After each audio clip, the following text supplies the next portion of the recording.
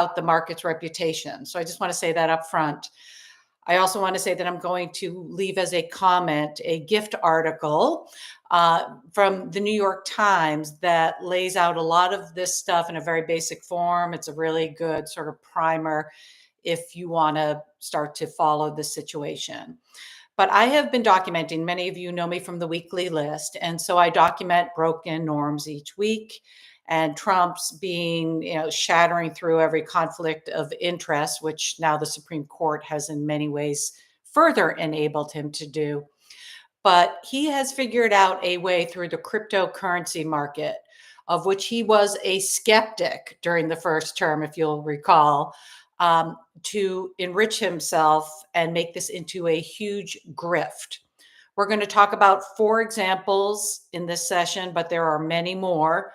But this will at least give you a sense of how much money this man is making for himself using the office of the presidency.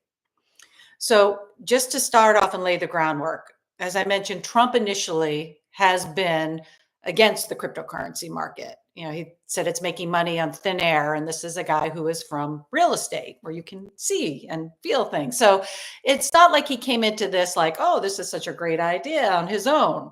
His 2 sons, when they were pariahs during the 4 years of Biden from the market, made these connections and figured out ways to enrich themselves using cryptocurrency. And I wrongly thought, as many of us may have, during the run up to the election, that Trump was just embracing this to get campaign donations, because that's how he rolls. That's typical politician, even for Trump, but for any politician to embrace something where there's a lot of donors. But it's much deeper than that. So let's start with the day he was about to take office. He put out a meme coin, you'll recall, $Trump, and promoted it on his social media. So did Melania. So did one of his advisors. That meme coin ran up in value because what happens? His supporters who know nothing about cryptocurrency, who will follow him to the end of the world, started buying it. It went up in price. Trump was able to cash out, get a lot of fee income. Then it crashed. So if you were one of his supporters and you bought his meme coin or Melania's or his advisors, you were taking huge losses. But he was purportedly making close to 200 million on just that one small gig.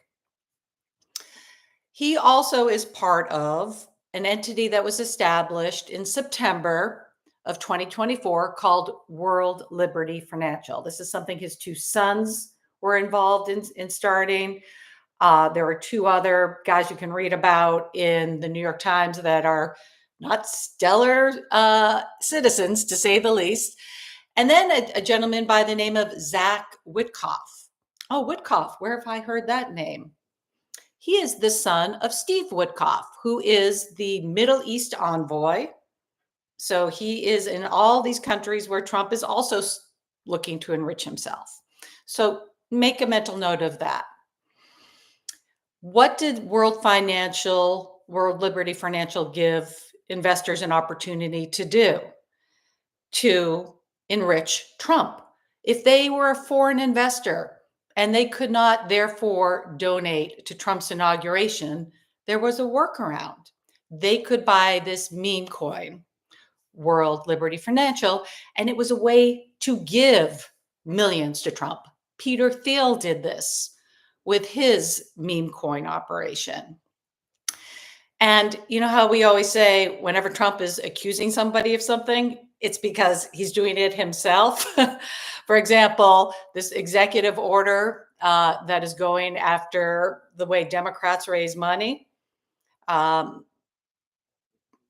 did we think, and Trump said, oh, well, they're using it as a way to hide foreign investments.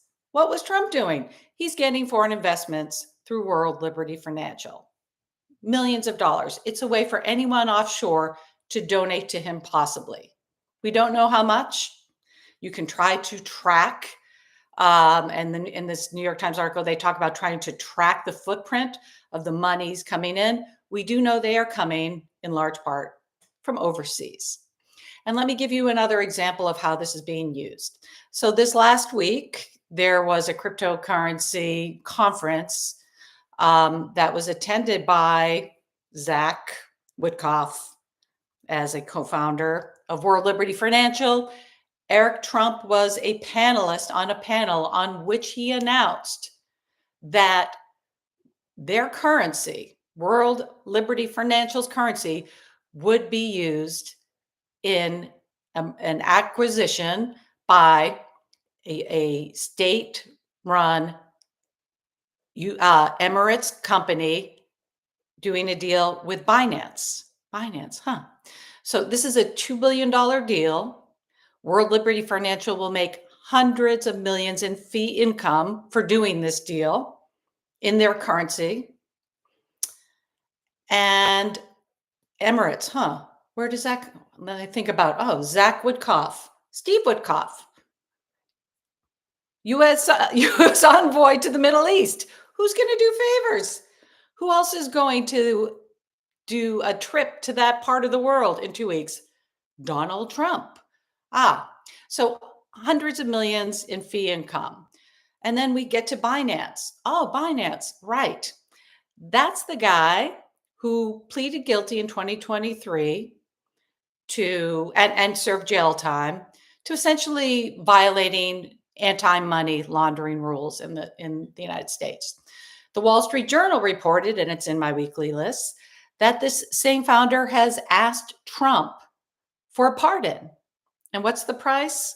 Well, this looks like part of that payback, but he also has been exploring having Trump become an investor in his US operations. So this thing just like it's conflict of interest heaven, all of it. I'm going to give you one more example. So World Liberty Financial has approached other crypto companies and said, let's do cross investment. We'll basically give you Trump's name. And by doing that, we'll make you, very appetizing to other companies. It's called quid pro quo in exchange for us buying each other's currency. But you're going to buy a lot more of our meme coin than we're going to buy of yours. I mentioned Peter Thiel's company did do this, but a lot of the other crypto companies were like, this is not good. This is super dodgy. This is going to be bad for our industry. And they're right. Because Trump does things like, oh, if you want to come to the White House, the 220 biggest holders of my personal meme coin, Trump, will get a tour of the White House by me and a dinner at one of my clubs. So you have that kind of access.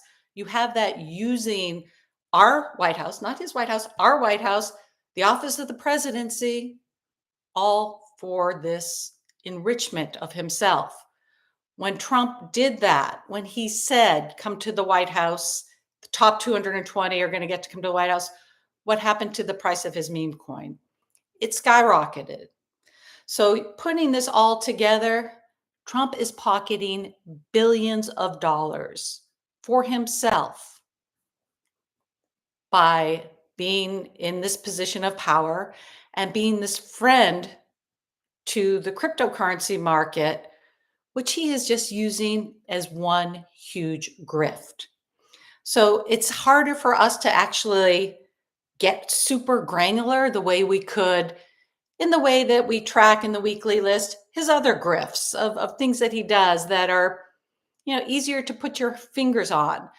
But the scope of this and the way he is going about it and the reckless way and the conflicts of interest with the Woodcops, with his sons, with using our White House is spectacular. Hard to take in. Have a good Sunday.